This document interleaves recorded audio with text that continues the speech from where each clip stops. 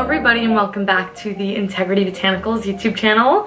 I'm coming at you guys today as promised with a little review and swatch video on the Lily Lolo Petal to the Metal palette. So if you haven't seen it already, I did do a complete dedicated video to the Laid Bare palette, which is much more neutral, much more softer, much more everyday, also a little bit more wearable, if you will, as far as an everyday basis goes.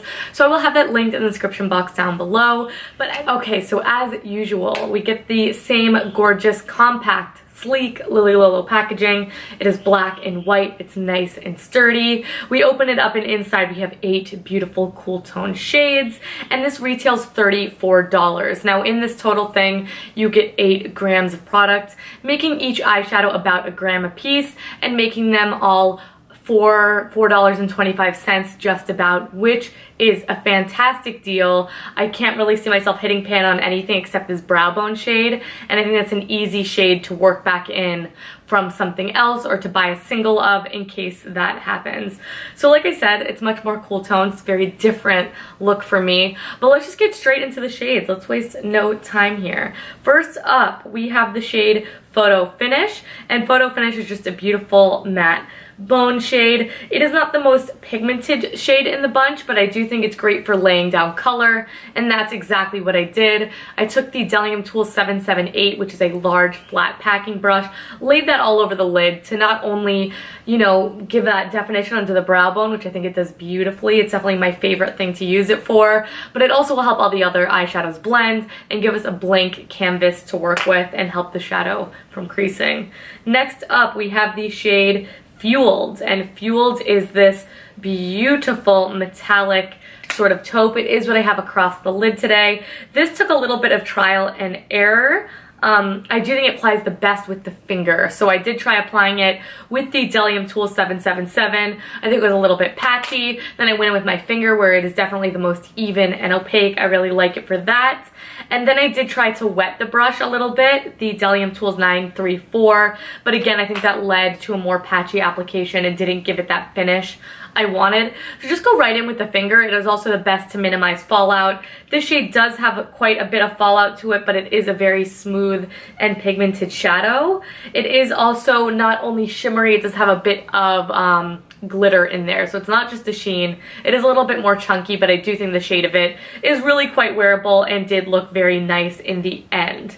Next up, I have the shade Pole Position, which is another one of the matte shades, and this is just a matte sort of medium cool toned brown. I took this through my crease just to deepen it up after a shade that I will mention in a little bit. This is definitely one of my favorite shades in the bunch because of its versatility.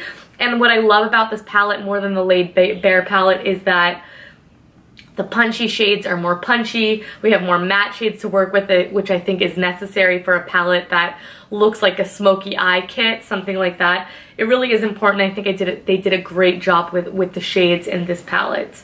Then I have the shade Silver Bullet, and that is a very apt description. It is just a very true silver shade. Again, this gets a little bit bunchy. It sort of builds up on itself, but if you just take a little bit on your finger, dust it right on the center of the eye. It's very subtle and wearable. It is much less glittery than Fueled, which I mentioned a little bit before, that other statement shade.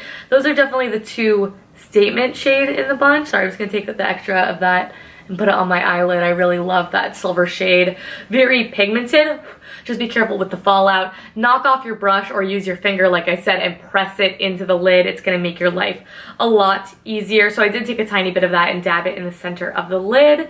Then I have the shade Gold Metal, and this is a very interesting gold shade. It's very subtle. Again, this is supposed to be one of the more punchy, shimmery shades, and it is a little bit bunchy to the touch, but I do think it applies nicely. I didn't feature it in this video, but I have used it in when I was trying it a couple weeks ago, and it's pretty, it's soft, it's very wearable. I think this would be a great lid shade. It's not quite as punchy as the 2 silver ones that I've already mentioned, or the taupe one, but it is a beautiful wearable option, and I think a lot of you guys will like it.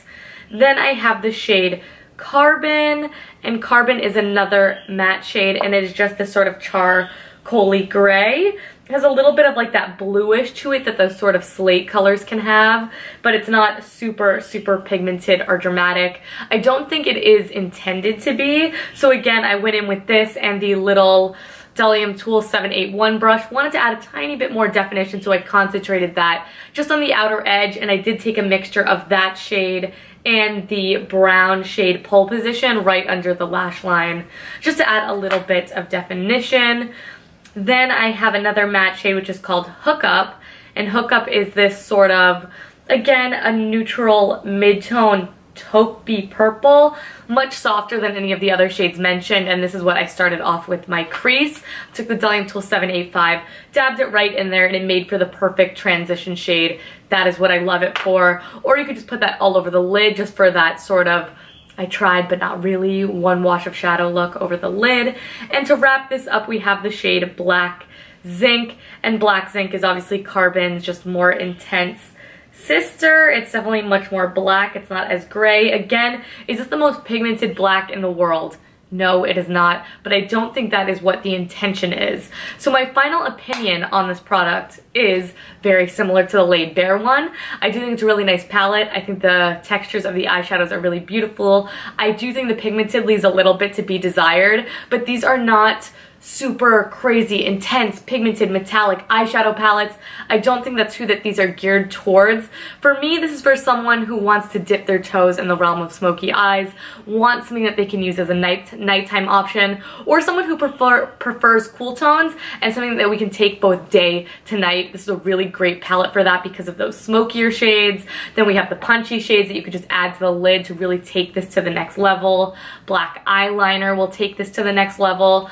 So very similar to Laid Bare. I think it's beautiful. It is not my cup of tea for an everyday option because I like something much more dramatic, but these are easy, one-stop shop, 8-pan eyeshadow palettes at a really fabulous price. So if you like cool tones, you want some of those sparkly silver shades, they're a little bit harder to come across, I have found in the green beauty space, check this out. The Lily Lolo shadows really are beautiful. And if you want something a little bit more neutral, not as intense, I will have my Laid Bare review in the description box down below. I will also include what else is on my face in case you guys were curious.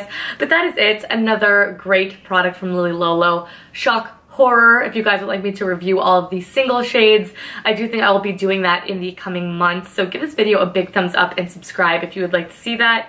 And don't forget, I do upload videos here 2 times a week. You gotta subscribe so you don't miss any single one of them. Or you can also catch us on Instagram. All of our social media is always listed in the description box down below. And don't forget to check out the Integrity Botanicals blog for some more written portions on some more products because there are so many products. I can't talk about them all, but I am trying. But thank you guys so much for watching. If you like this video, please do give it a big thumbs up and I will catch you guys in the next video. Bye.